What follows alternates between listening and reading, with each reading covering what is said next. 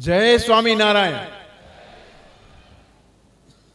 ચૈત્રી સમયાના પાવન અવસરે આપણી વચ્ચે ઉપસ્થિત પરમ શ્રદ્ધેય વંદનીય લાલજી મહારાજ દ્વય, કથાનું શ્રવણ પાન કરાવી રહેલા નારાયણ ચરણદાસજી અને જેમણે દ્રષ્ટિપૂર્વકનું સનાતન ધર્મ પરંપરાનું પૂરેપૂરું અનુસરણ થઈ રહે એવી પ્રકારની કથાનું આયોજન કર્યું એવા સત્સંગ સભાના શ્રી નૌતમ સ્વામી, ચેરમેન શ્રી અને આપ સૌ હરિભક્તો, હું કથા શ્રવણપાન યુટ્યુબના માધ્યમથી પણ કરતો હતો અને આજે પ્રત્યક્ષ કથા શ્રવણપાન કરવાનું બન્યું અને મને ખ્યાલ આવ્યો કે સ્વામિનારાયણ સંપ્રદાયની જે મૂળ સંપ્રદાયની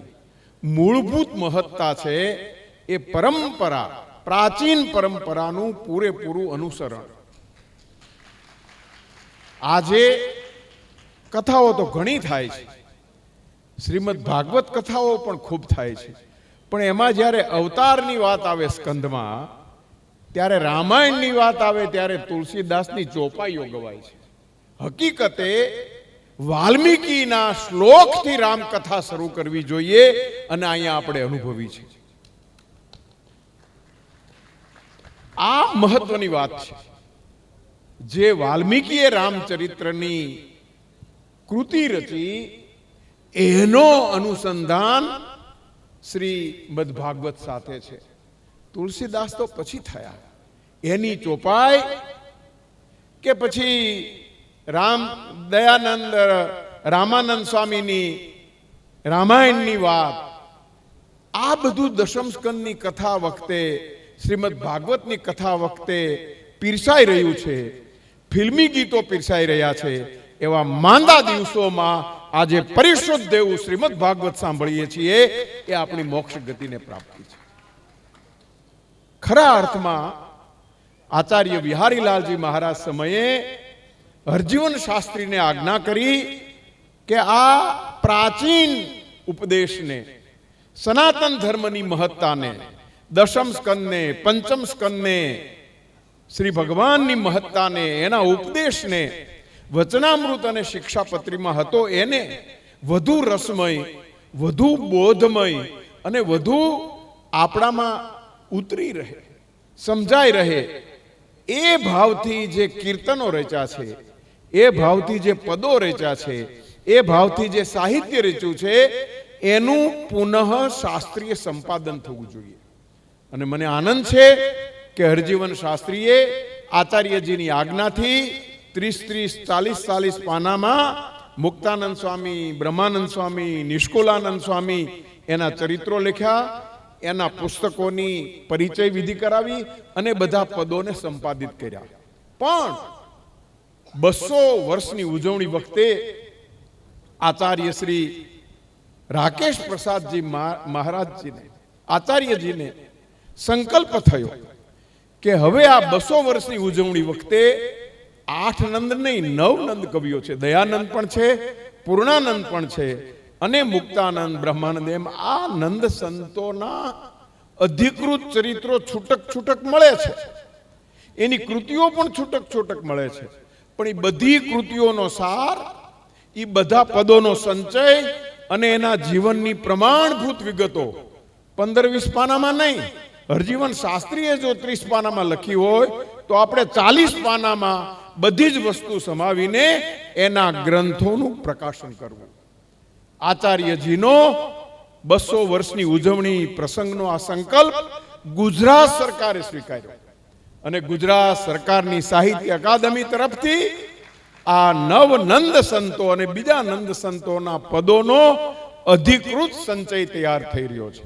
મને આનંદ છે કે આ સેવામાં લક્ષ્મીનારાયણ દેવના આશીર્વાદથી, આચાર્યજીની કૃપાથી, કોઠારે સ્વામી અને ચેરમેન શ્રીના રૂડા સ્નેહ આશીર્વાદને કારણે અને લાલજી ભગતના સૌજન્યને કારણે તથા નૌતમ સ્વામીના આપણી ઉપરના આશીર્વાદની કારણે અત્યાર સુધીમાં આપણે 6 ગ્રંથો તૈયાર કરી શક્યા છીએ.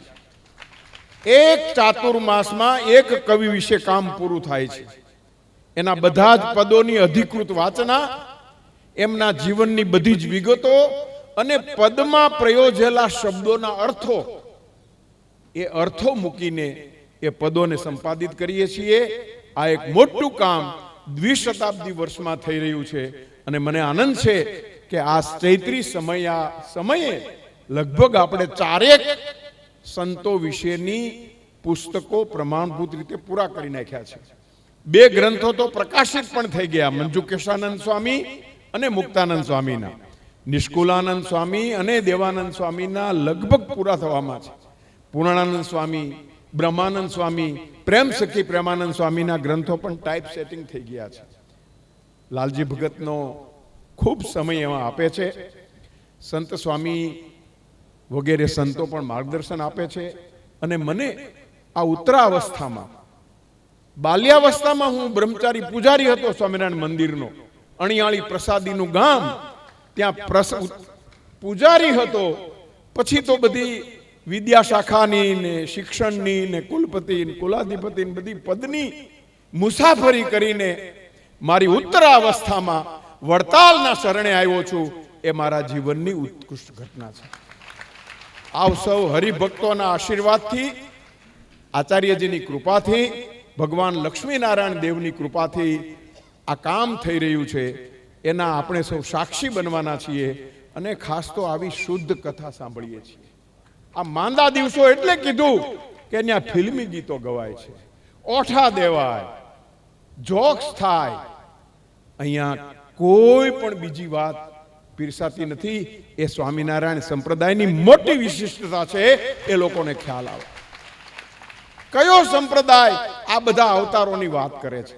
આપણે તો વડતાલ મંદિરમાં બધા અવતારોના ચિત્રો છે એટલું જ નહીં, એના ઉત્સવ પણ ઉજવીએ છીએ. અને નંદ સંતો એના કીર્તનો પણ રચ્યા છે. સનાતન ધર્મના બધા જ અવતારોના ઉત્સવ ઉજવતો આ સંપ્રદાય, યજ્ઞ આદિમાં સતત રત રહેતો આ સંપ્રદાય, ખરા અર્થમાં સનાતન ધર્મનું આજના યુગમાં ઉજ્જવળ અને તેજસ્વી અનુસંધાન છે. એના આપણે સૌ સાક્ષી છીએ. એના આપણે સૌ તેજસ્વી વારસદારો છીએ. અને આ વડતાલની ભૂમિ તો ખરા અર્થમાં શાસ્ત્રની ભૂમિ છે. મેં હમણાં એક બહુ મોટા સેમિનારમાં એક પેપર વાંચ્યું. આખા ભારતના સંસ્કૃતના ફિલોસોફીના પ્રોફેસર હતા. મેં કહ્યું કે સ્વામિનારાયણ સંપ્રદાયે સંસ્કૃત સાહિત્યમાં જેટલું સર્જન કર્યું છે એટલું કોઈ સંપ્રદાયના સર્જકોએ સર્જન કર્યું નથી. કેટલા ભાષ્યો રચાયા! માત્ર પ્રસ્થાનત્રયીના નહીં, શિક્ષાપત્રીના પણ ભાષ્ય રચાયા, સત્સંગી જીવનના પણ ભાષ્ય રચાયા, અર્થદીપિકા રચાયા. બધું સંસ્કૃતમાં. સંસ્કૃતના ગ્રંથો એક નહીં, 18 નહીં, શતાધિક ગ્રંથો કોઈ સંપ્રદાયે સંસ્કૃતમાં રચ્યા હોય તો સ્વામિનારાયણ સંપ્રદાયના સંતોએ રચ્યા છે. એ આપણે જગતને બતાવવું પડશે. અત્યારે બોલેના બોર વેચાય છે, એમની ઠળિયા પણ વેચાય છે. આપણે એ દિવસોમાં આપણા બોર વેચવા છે, એમ નહીં, બોર બતાવવા છે, બોર ચખાડવા છે. અને આપણો શાસ્ત્ર શુદ્ધ પરિચય જે રીતે કથા દ્વારા થાય છે, આ પુસ્તકો દ્વારા થશે એમ ક્રિયાકાંડ દ્વારા કરાવવાનું છે. મને ખૂબ આનંદ છે કે આપણે આવા સમયમાં, આવા સુંદર કથાના વાતાવરણમાં આપણે મોક્ષ ગતિ પ્રાપ્તિ માટે સુંદર એવા સત્સંગમાં સહભાગી થઈએ છીએ. આપ સૌના ઉજ્જવળ ભવિષ્ય માટે, મોક્ષ ગતિ માટે પરમ કૃપાળુ પરમાત્માને પ્રાર્થના કરીને મારા વિચારને વિરામ આપું છું. નમસ્કાર. જય સ્વામિનારાયણ.